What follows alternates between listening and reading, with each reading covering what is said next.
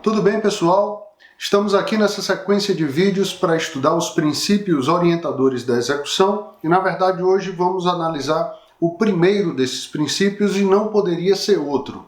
O princípio pilar, um dos grandes pilares da execução, é exatamente o princípio da efetividade processual. Eu sei que alguns de vocês vão lembrar, e estão corretos, de que esse não é um princípio específico da execução.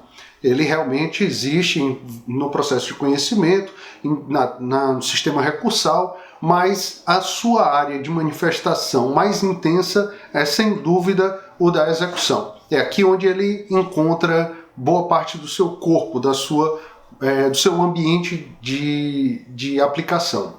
E aqui, pessoal, a gente tem que entender que essa ideia da efetividade processual vem sendo construída na doutrina há algum tempo. Destaque-se aí a obra do professor Marcelo Lima Guerra, que fez ali um dos primeiros trabalhos que detalhou isso a fundo e trouxe à tona essa ideia de um princípio fundamental da efetividade processual, um princípio fundamental do direito fundamental à satisfação do crédito. Essa ideia ela é muito importante do nosso sistema porque ela vai nos ajudar a entender qual é a dimensão de um processo que efetivamente atinge o seu objetivo. Nós temos na Constituição o princípio da inafastabilidade da jurisdição. Vou colocar aqui na tela só para a lembrança de vocês. Então está aí o artigo 5º, inciso 35, diz que a lei não excluirá da apreciação do Poder Judiciário lesão ou ameaça a direito. É lógico que esse princípio constitucional não está garantindo somente o mero direito de peticionar, de levar a sua demanda ao Poder Judiciário. Nós temos que sair do Judiciário, né? Essa talvez hoje seja uma das maiores dificuldades. Então, a ideia de que você efetivamente satisfaça esse princípio da inafastabilidade da jurisdição, ele tem diversas dimensões e uma dimensão conclusiva desse direito é exatamente o direito a uma prestação que seja satisfatória, que se realize na prática. Eu sempre gosto de dizer aos meus alunos que quando o seu João bate na porta do advogado, procura ele para entrar com uma ação, porque ele entregou a mercadoria, ele prestou um serviço e não foi pago, ele não quer entrar com um processo, ele não quer fazer uma citação, ouvir uma testemunha, ele não quer uma sentença, ele já sabe que tem aquele direito, o que ele quer é receber os valores. E esse recebimento do valor, essa efetivação no mundo prático, no mundo real, daquilo que o direito reconhece, isso é a materialização do princípio da efetividade.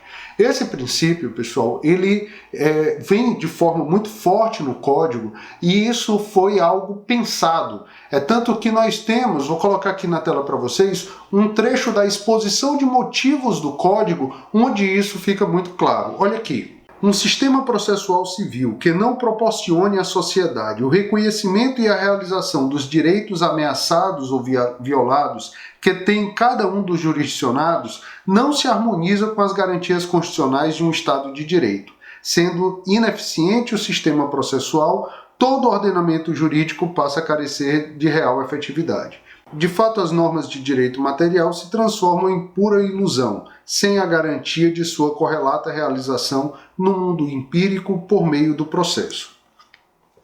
É por isso, pessoal, que somente um direito processual que garanta que aquele direito material reconhecido no título seja efetivado de forma correta, de forma completa e de forma célere, estará garantindo efetivamente uma realização.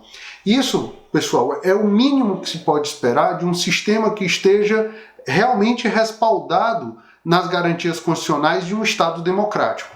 O Estado que não consegue garantir isso, ele está falido. Então, muito bem andou a comissão de elaboração do CPC nas casas legislativas ao anunciar isso como uma diretriz do Código. Mas não ficou só no campo dessa exposição de motivos. Nós temos no Código normas que trazem a efetividade de maneira expressa e que no sistema passado era colocado como um princípio implícito, hoje ele é um princípio expresso no CPC. Nós temos aí nos artigos 4º e 6º a previsão desse dispositivo.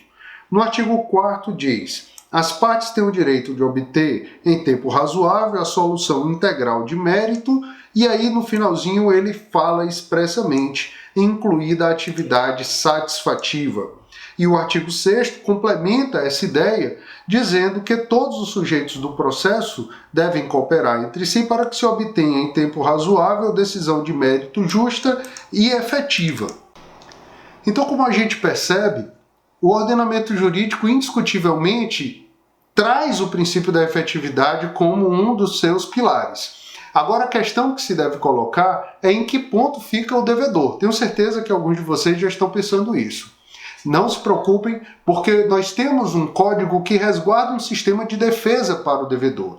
Mas essa defesa, essa proteção do devedor é contra o arbítrio, é contra o abuso, não contra a efetividade do processo. Então, realmente, ele vai sofrer a invasão patrimonial, né, por medidas subrogatórias ou coercitivas, mas isso não é algo que seja arbitrário, é dentro das regras do jogo.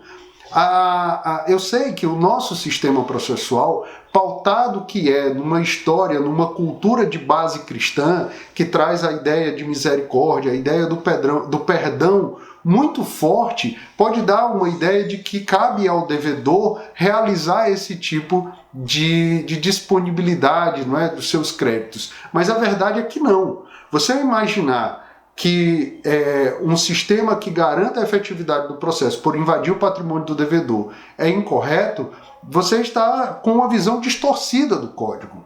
O que é preciso entender é que tão prejudicial para o direito, tão danoso às regras processuais do direito, é uma invasão indevida do patrimônio do devedor, é a inefetividade do crédito do exequente. Então nós temos dos dois polos da ação interesses legítimos, o do credor de satisfazer o seu crédito e o devedor de só pagar aquele crédito no limite que é devido. Essas são questões que precisam ser equilibradas, mas é preciso entender que essa lógica de defesa do executado, ela vem em um segundo plano, porque eu tenho que primeiro garantir a efetividade. Ela vem nessa perspectiva dos abusos, de evitar os abusos, tá bom? E aí, pessoal, o artigo 797 até traz uma expressão que é muito lembrada pela doutrina, de que o direito processual ele se desenvolve no interesse do exequente, mostrando aí, de certo modo, eu sei que isso é criticável, precisa ser visto com temperamento, mas que há uma certa quebra de isonomia no processo de execução que coloca ali o exequente com uma certa prioridade. Uma prioridade pautada na existência do título executivo, mas ainda assim uma prioridade de tratamento. E esse princípio também é um princípio muito geral. E aí ele precisa ser densificado, e essa densificação ela acaba acontecendo por meio de outros princípios. Do mesmo modo que nós vamos ter princípios que vão resguardar o executado, como o princípio da responsabilidade patrimonial, como o princípio da menor onerosidade, nós vamos ter outros princípios que têm ali uma área de interseção com o princípio da efetividade e que reforçam essa ideia da efetividade, como o princípio da tipicidade dos meios executórios, o princípio da primazia da tutela específica, são princípios que vão reforçando essa medida de efetividade do processo de execução. Tá certo? Eu sei que isso pode ainda ter ficado um pouco genérico, mas saibam que à medida que a gente for estudando o processo de execução, a gente vai sempre lembrar para vocês do princípio da efetividade. Em breve a gente estuda outro princípio. Até mais, pessoal!